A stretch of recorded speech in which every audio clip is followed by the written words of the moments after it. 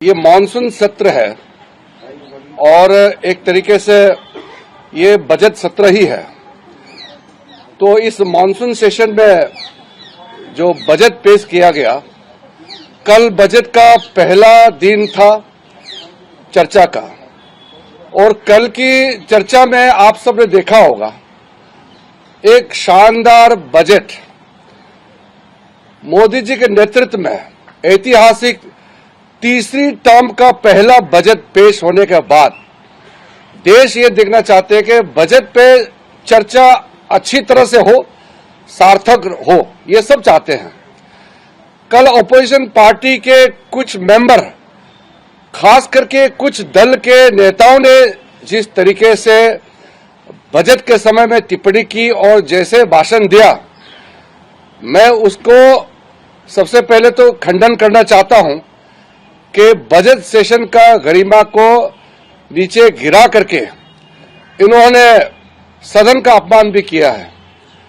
प्रधानमंत्री जी ने पहले ही कह दिया कि दल के लिए जो कुछ करना था चुनाव में किया है, अब देश के लिए सबको मिलकर काम करना है। दल के लिए नहीं, देश के लिए अगले 5 साल देश के लिए सबको करना है, प्रधानमंत्री जी ने अपील किया। कल विपक्ष के लोग ने बजट के बारे में कुछ नहीं कहा, सिर्फ राजनीति की है। 2 चीजें विपक्ष के लोगों ने किया है कल। पहला तो देश का जनादेश, जनता का जनादेश को अपमान किया है और प्रधानमंत्री जी को गाली देने का काम विपक्ष के लोगों ने किया है। ये लोकतंत्र के लिए ठीक नहीं है। कल आप देखेंगे अच्छा से, आप पूरे वीडियो को भी आप फिर से देख लीजिए। एनडीए के जितने लोगों ने कल बजट चर्चा में भाग ली, सबने बजट के बारे में अच्छी तरह से जिक्र किया और सुझाव दिया और अपना अपना राज्य में जो फायदा है उसको भी गिनती किया। विपक्ष के लोगों ने एक भी बजट में जो अच्छा प्रावधान है इसका बारे में जिक्र नहीं करते हुए सिर्फ गाली देने का काम किया है। लोकतंत्र में, दुनिया का सबसे बड़ा लोकतंत्र भारत का पार्लियामेंट में बजट के समय में बजट पे चर्चा नहीं करके राजनीतिक बात करके प्रधानमंत्री जी को गाली देने का काम करना, ये किसी को शोभा नहीं देते हैं। मैं पार्लियामेंट्री अफेयर्स मिनिस्टर होने के नाते फिर से अपील करता हूं कि बजट सेशन में बजट पे चर्चा होना चाहिए।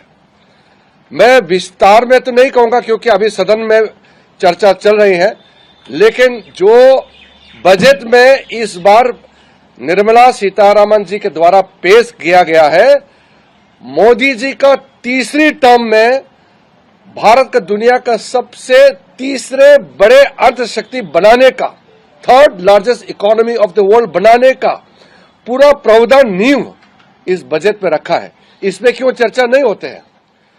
बजट में 11,11,111 करोड़ कैपिटल इंफ्रास्ट्रक्चर के लिए, capital expenditure, world class infrastructure बनाने के लिए जो बजट आवंटन किया गया, उसके बारे में विपक्ष के लोग क्यों चर्चा नहीं करते हैं? किसानों के लिए जो देश ने भूल गए थे, ऐसे छोटे छोटे ट्राइबल्स लोगों के लिए जो प्रावधान रखा है मोदी जी ने, उसके बारे में चर्चा क्यों नहीं करते हैं? दूर दराज नॉर्थ ईस्ट से लेकर के कोस्टल एरिया से जो फिशरमैन, फार्मर, यूथ का जॉब एम्प्लॉयमेंट क्रिएशन के लिए, महिलाओं के लिए, किसानों के लिए जो प्रावधान है, इसको चर्चा क्यों नहीं करते हैं? सिर्फ गाली देने का काम क्यों करते हैं? मुझे ये बहुत जरूरी इसलिए समझा कि अगर सही समय में विपक्ष के लोगों का समझ में नहीं आया तो जनता पनिशमेंट देंगे उसको। जनता ने जनादेश दिया है और सरकार चलाने के लिए मोदी जी को तीसरे टर्म भारत के लोगों ने दिया है। हम अपने आप सत्ता में नहीं आया। मोदी जी को तीसरे टर्म प्रधानमंत्री बनाने के लिए यह जनादेश भारत के जनता का है और भारत के जनता का इस निर्देश को आप इस एक गलत तरीके से अपमान करके और नैरेटिव बदलने का कोशिश करते हैं, ये बिल्कुल सही नहीं है।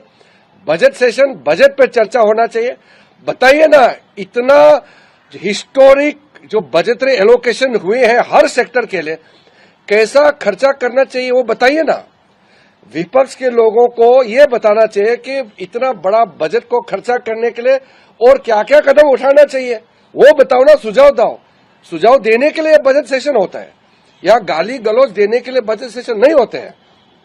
मैं बहुत अफसोस के साथ कह रहा हूं, लेकिन अपील भी कर रहा हूं कि कल पहला दिन बजट में जो विपक्ष के लोगों ने हरकतें की है वो दोबारा नहीं होना चाहिए। बजट के समय बजट पे चर्चा होना चाहिए, और साथ साथ हमारे एनडीए के जितने भी स्पीकर से मैं बधाई देता हूं, उन्होंने राजनीतिक भाषण नहीं दे करके बजट पे चर्चा किया और देश को आगे ले जाने के लिए अपना सुझाव भी दिया है।